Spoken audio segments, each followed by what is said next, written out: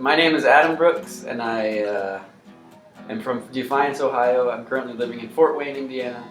I lead worship at Message Community Church. I guess my favorite musical experience was the first band I was in.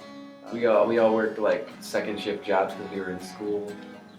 But after work, we'd all meet at my friend's garage and we would just jam all night. Like, we would just play all night long.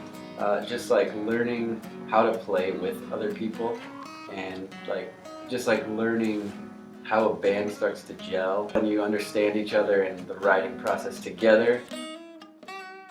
My mom was never like into music. None of my parents that I know of were like really into music.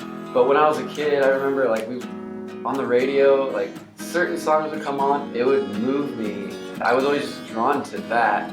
And then I remember I had this little Walkman, like a play school Walkman. It came with this tape of like kids songs on it, and there was a few Christmas songs on there, and there was this one song, I don't know what it is, and it had this drum roll thing in it, and every time that came around, like my heart would like skip a beat, and it was just like this feeling like I just have to do this. I want to, I would rewind it and listen again and listen again. I would try to play it with pencil sticks. Like, I'm not even a drummer, but like that was like the moment I was like, I need to do something with music in my life. And then in junior high, my best friend's dad played guitar in a Mexican band. And so we would mess around with his guitars while he was at work, and he caught us one time. He was like, well, if you're going to mess around, I guess I better show you some stuff. And so he showed us how to play a G. And it was all uphill from there. What inspires me to write songs is usually some sort of experience that I feel like other people could benefit from.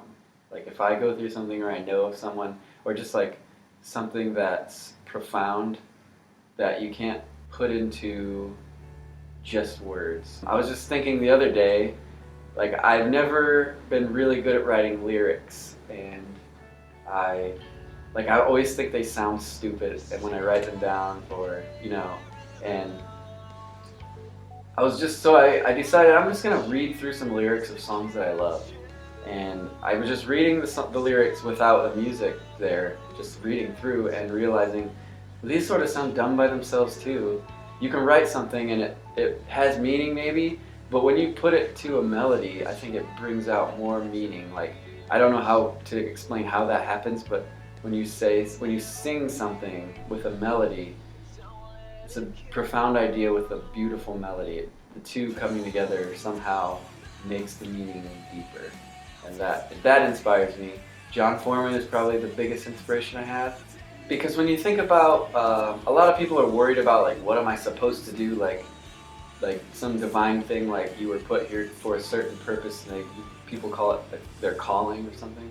And when we think about stuff like that, it's like, am I put here to play music? Am I put here to paint? Am I put here to do a certain job? Like his philosophy on that kind of thing is he plays music and he writes great songs that speak to people and help them through situations or give perspective or whatever. And but that's not like the core of who he is. Like his calling transcends just music, and he's open about that with like interviews and even in their songs. Like, life isn't about I'm a rock star and I make a living doing music. Like, that's what he does, but that's not what his life is about.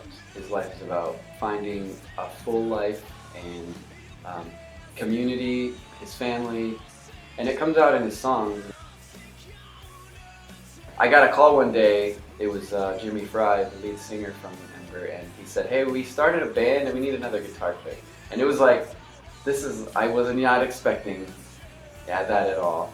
And so anyways, I joined the band, and I have never been closer with a group of guys in my entire life. Writing, and we toured a little bit regionally, and I was just with them all the time. And like we wanted to make good music, but before that, I think the reason we made good music was because we wanted like a deep connection with each other, and that we were able to connect so deeply with each other, and then bring that to the table in writing, and then